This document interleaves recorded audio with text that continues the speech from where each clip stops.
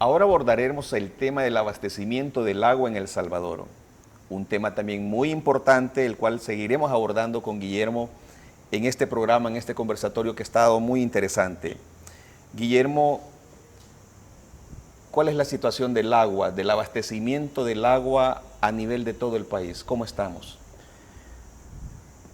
Si nos vamos en los indicadores que tenemos de agua, del abastecimiento de agua, tenemos coberturas que en teoría hemos alcanzado el 70-80% en cobertura de abastecimiento, pero ahora con los ODS, con los Objetivos de Desarrollo Sostenible, la situación cambia en la medir la cobertura de agua. Ya no solo se trata de tubería instalada, sino de la continuidad del servicio y de la calidad de lo que estamos entregando.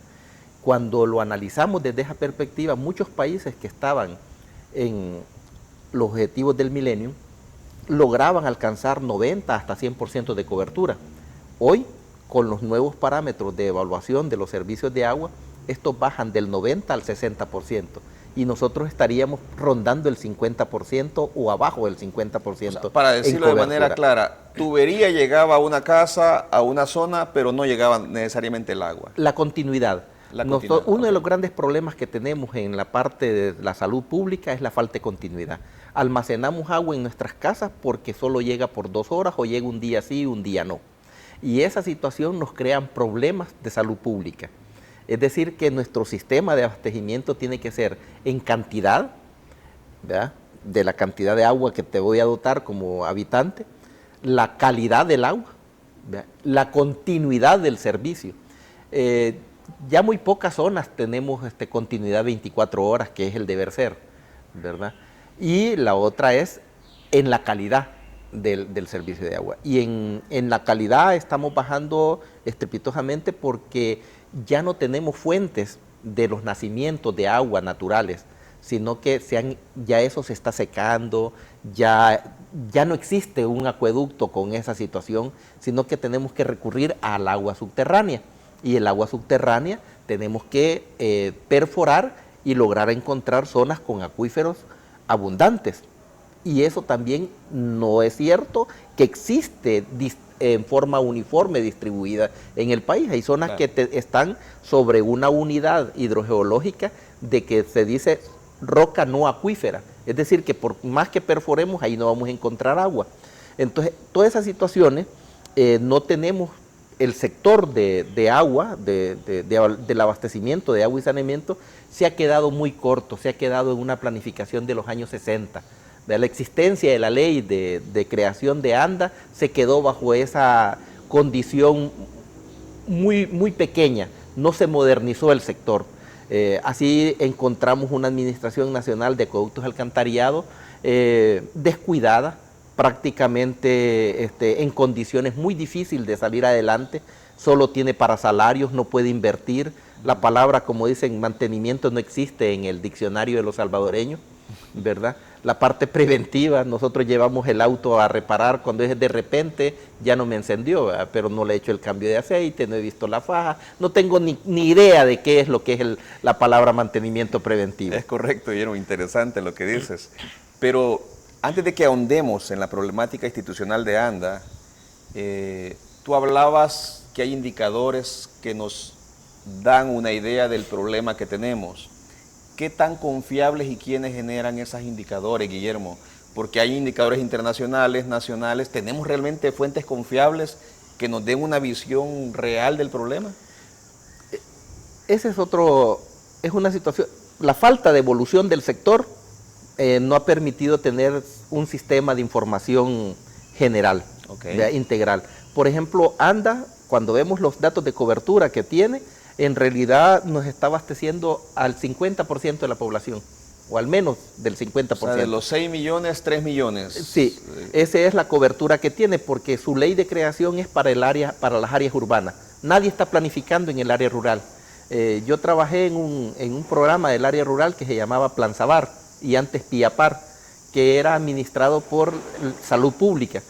El Ministerio de Salud Pública, que es el ente rector de la calidad del agua, se ocupaba de llevar el agua a la zona rural, Y en el Código de Salud dice que el gobierno, a través de sus recursos, promoverá y apoyará a la zona rural para que tenga agua. Y en la ley de ANDA dice que es precisamente para las áreas urbanas. Es decir, que los privilegiados que vivimos en las zonas urbanas somos los que tenemos la posibilidad de tener una administración que nos lleve agua a nuestra casa y podamos abrir nuestro chorro. Pero en la zona rural no existe la planificación y no hay ningún compromiso del Estado en ninguna de las leyes realmente de llevarle agua a la zona rural.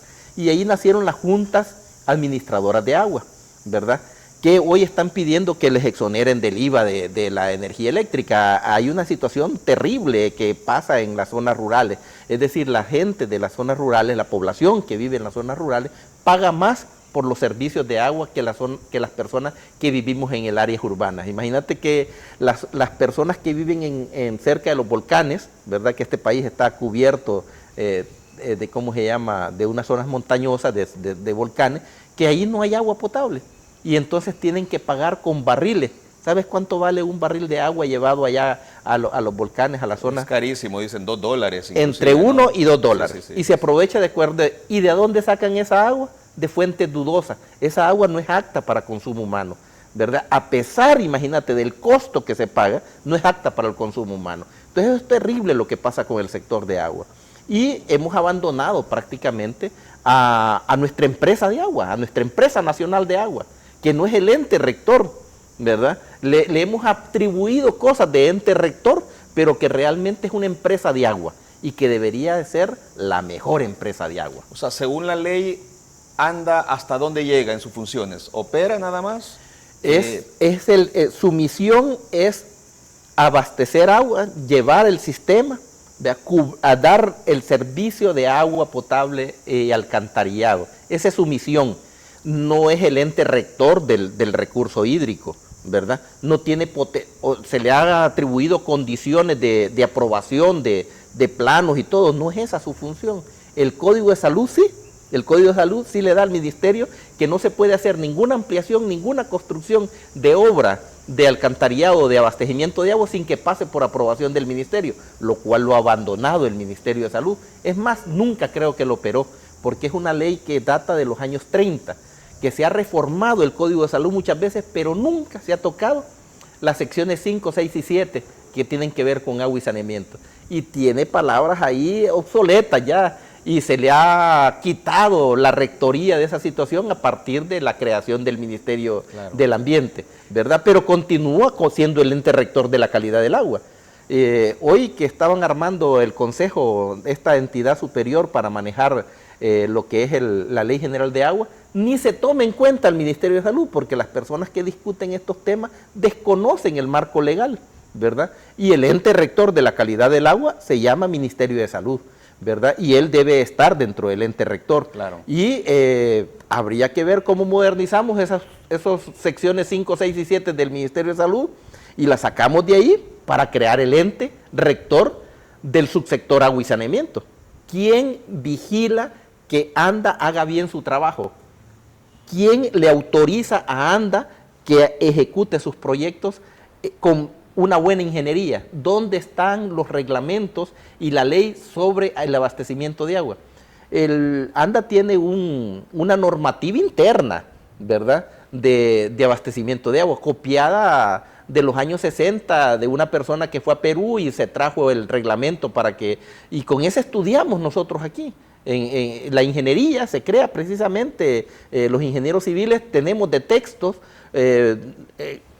normativas obsoletas de los años 60 y lo que hacemos es que cuando sacamos una especialidad, de acuerdo al país donde estudiamos, traemos nuevas normativas, ¿verdad? Y ahora, como los estadounidenses le llaman a sus normativas códigos internacionales, aunque solo son de aplicación precisamente en los Estados Unidos, venimos y adaptamos ese tipo de normativa y es una anarquía en nuestro país con la legislación y la aplicación de reglamentos. Depende en qué escuela tú sacaste tu posgrado, tu maestría, para la aplicación de eso. Y eso no ha permitido una evolución como país precisamente en las áreas de agua y saneamiento. Estamos en pañales completamente. Ahora, hay varios indicadores de la problemática del agua en el país. Bueno, ves comunidades cerrando calles que no tienen suministro, tú ya mencionaste algo de eso.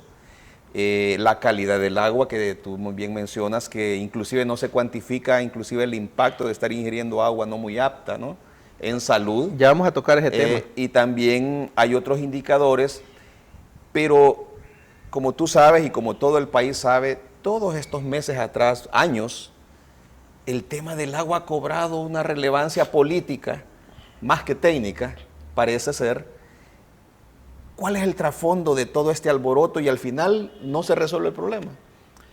Es bueno que lo toquemos y lo abordemos desde como un tema político, porque la política precisamente es poder ver la perspectiva y buscarle la solución para el beneficio de la comunidad en su conjunto.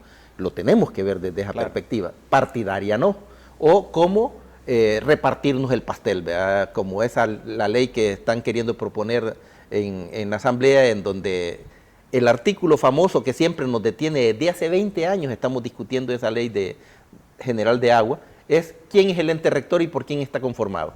Y entonces la empresa privada está confundida, que cree que es la oportunidad de la repartición del agua, pero es de la administración y del cuidado del agua, ¿verdad?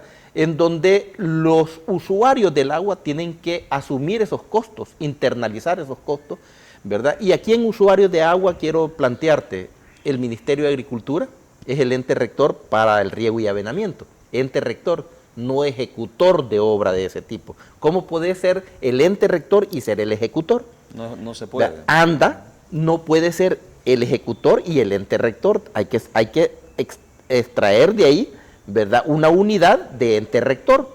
El caso del Ministerio del Ambiente, ¿verdad?, que se puso a construir rellenos sanitarios, siendo él el ente rector que da permisos de ese tipo de obra.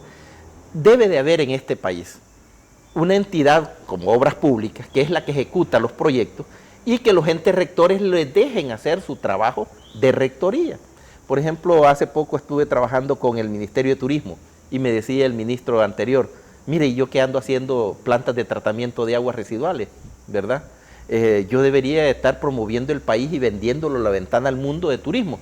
Pero, señor ministro, le digo yo, nadie toma un avión para irse a bañar a una playa o a un río que es una cloaca, ¿verdad? Entonces, mi tour se ve obligado a hacer obras de saneamiento y a pedir préstamo, ¿verdad?, por la falta de cobertura y una entidad que haga precisamente eso, ¿verdad?, que es ANDA la que tenemos en esa situación. Entonces, los ministerios adoptan papeles de otros y no hay una integridad dentro, una coordinación de esto. El Estado lo hemos manejado de esa manera y es una situación terrible, porque pones a construir o a hacer planificación de este tipo de obra especializada a técnicos que nunca lo han hecho dentro de cada uno de los ministerios. Y eso perdés, ¿cómo se llama?, la especialidad y la certeza de tener buenas obras también.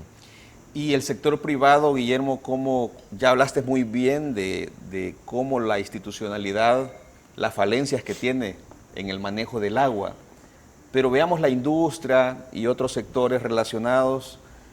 ¿Cómo ves que se está manejando el tema del agua de parte de ellos? Porque al final a ellos se les acusa de contaminar muchas veces los ríos o de simplemente no hacer un uso adecuado, o con el cobro del agua a veces no es justo, dicen, para unos sectores que a otros, etcétera. ¿Cómo ves el tema del agua con ellos?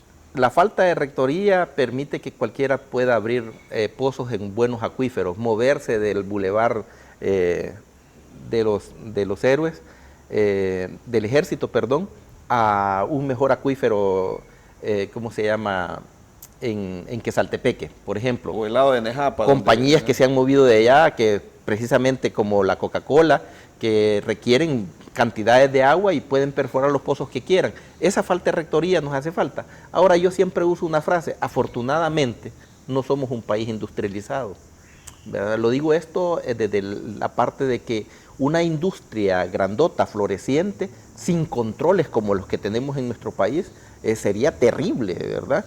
Entonces, a veces le ponemos cachito a la industria como la peor contaminante, pero cada vez que usted, ciudadano, apriete el botoncito de su servicio sanitario, su palanca, toda esa excreta va directamente al alcantarillado, va a los ríos y llega al mar.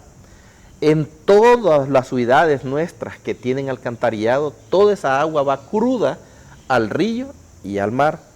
en los países de poco desarrollo industrial, la mayor carga de contaminación es la de los hogares. La doméstica. La doméstica. Nosotros hicimos para el Ministerio del Ambiente, hace como unos 8 años, una consultoría que precisamente era el sueño de sanear el río Acelguate, y que se equivocan a veces de objetivos, ¿no? Y que es un sueño todavía pendiente, y ¿no? va a seguir siendo un sueño, ya pero es pesadilla casi, ¿no? y que es una situación de planificación simple. Nosotros les demostramos de que podemos trabajar, muchas veces queremos controlar a todo mundo, como te decía, de 0 a 100, el salvadoreño, ¿no? Y en el área metropolitana es de platicar con 100 empresarios nada más, máximo, para ver la cuestión industrial de manejo de Yo residuos. recuerdo que la ministra... Y el mayor contaminante, ¿verdad? O la mayor cantidad de lo que contamina el río Acelguate viene de los hogares, ¿verdad? Son aproximadamente 7 metros cúbicos por segundo de aguas residuales crudas que estamos aventando al Acelguate. Y ese proyecto existió en los años 90. Se hizo una red de alcantarillados, ¿verdad?, que existe en el país y que no fueron conectados muchos de ellos, que son colectores que evitan que lleguen las aguas de las alcantarillas a las quebradas, y lo lleva hasta allá por las cañas. Allá hay un tubo como que cabe un jeep, un carro adentro, que viene todas las aguas residuales de todo el área metropolitana, y ahí se iba a construir la planta de tratamiento. Cada 10 años se decía que se conseguía el préstamo para eso y se iba. Eso es un plan desde los años 70. 80, 90, 2000, y seguimos con el cuento de querer hacer la planta de tratamiento del área metropolitana de San Salvador. Y en realidad es en realidad es doloroso escuchar todas esas experiencias y cuántas décadas hemos perdido en solucionarlas. Pero, Guillermo, ¿has visto señales, o quizás es muy poco tiempo para valorarlo en este momento, de que el nuevo gobierno de veras vaya a abordar esta problemática, abordando todos esos problemas que acabas de mencionar? ¿Crees que es muy poco tiempo todavía para evaluarlos? Sí, yo creo que es muy poco tiempo, hay que darles el beneficio de la duda. Sin embargo, ya hay decepciones, ¿verdad?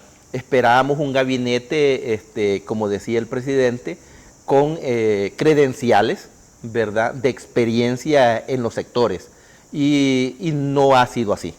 Por lo menos en los sectores donde estamos involucrados, la ingeniería y la arquitectura, estamos decepcionados, y eso hay que decirlo.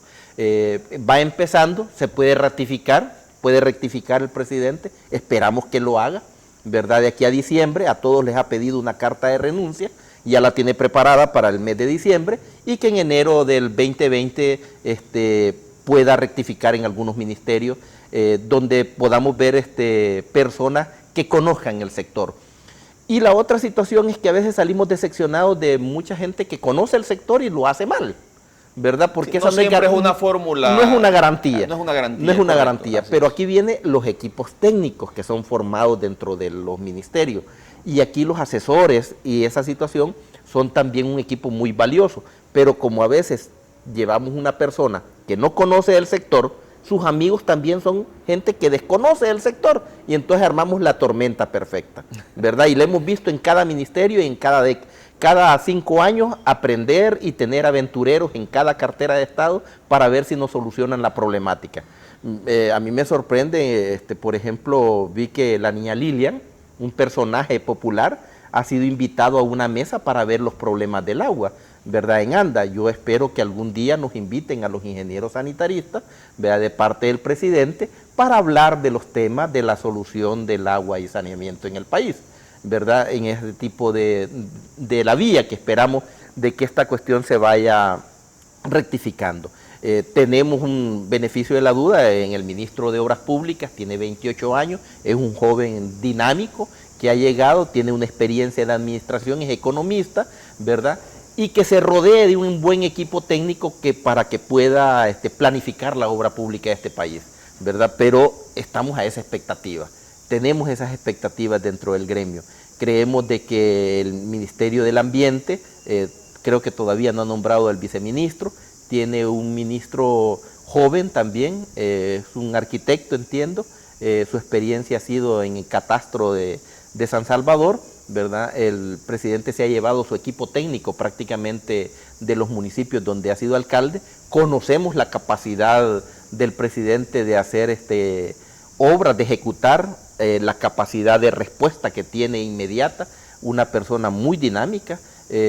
Pensamos que está en constante evaluación, cada titular de cartera está en constante evaluación de parte de él. Es una persona con capacidad de hacer cambios y vamos a dar el beneficio de la duda. Tenemos 5 años, no han cumplido ni los 100 días y yo creo que hay que apoyar y en Asia estamos planteando los simposios, ¿verdad? Los foros, como nuestra semana que viene ya la próxima semana en julio, tenemos ya prácticamente nuestra Semana Asia, que es donde ponemos nosotros foros y ponemos los puntos de agenda de temas de interés de país. Esperamos que los titulares de las carteras donde hemos mandado las invitaciones, ellos van llegando, sabemos, puedan acompañarnos a esa semana de oyentes, como lo hicieron muchos funcionarios en el pasado, que siempre han estado interesados precisamente en poder compartir lo que tienen planificado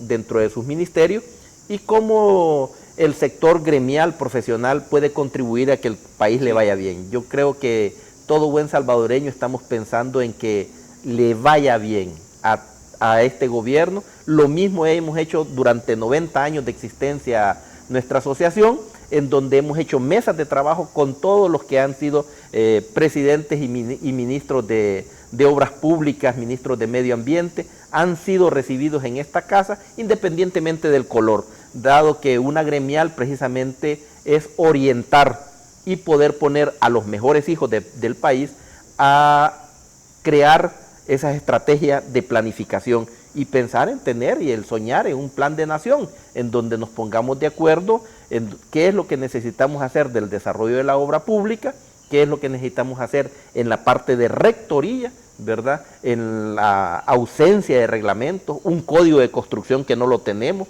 y la ausencia y el sueño de nosotros de 90 años de tener una ley del ejercicio profesional, en donde precisamente en los países subdesarrollados tenemos esos contrastes. Al no tener organizaciones fuertes dentro de los gremios de profesionales, tenemos la ausencia o la invisibilidad, que es lo que habría que llamarle, lo que nos han hecho los gobiernos en toda la historia de nuestro país, es tener en forma invisible al sector profesional, creyendo que lo que andamos buscando nosotros es un puesto dentro de los ministerios, ¿verdad? O que vamos a hacer una élite o una argolla dorada en donde nos vamos a adueñar y aprovechar del Estado, ¿verdad? Si eso fuera así, los países industrializados, que a mí no me gusta llamarles desarrollados, todos los gremios profesionales donde existen colegios fueran los que dominaran el mundo. Sería el eje del mal, ¿verdad?, en el que estaríamos integrados. El Salvador no ha querido entrar a una evolución de tener leyes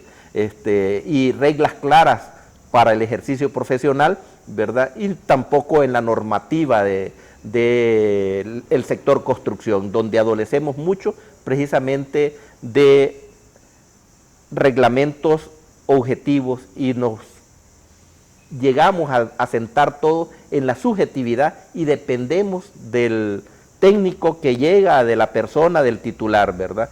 Y como en nuestro medio, cuando llega un ministro nuevo, se sienta con todo su equipo técnico, y yo tengo una anecdótica de ver esta situación, lo he vivido, he trabajado en el Ministerio de Salud, y el ministro llega con una nueva idea y la expone, y todos vienen y se ven a las caras y le dicen en conjunto: ministro, usted es un hombre brillante, jamás en la historia había llegado una persona con esa claridad de la problemática, y le aplauden para poder subsistir cada uno en sus puestos.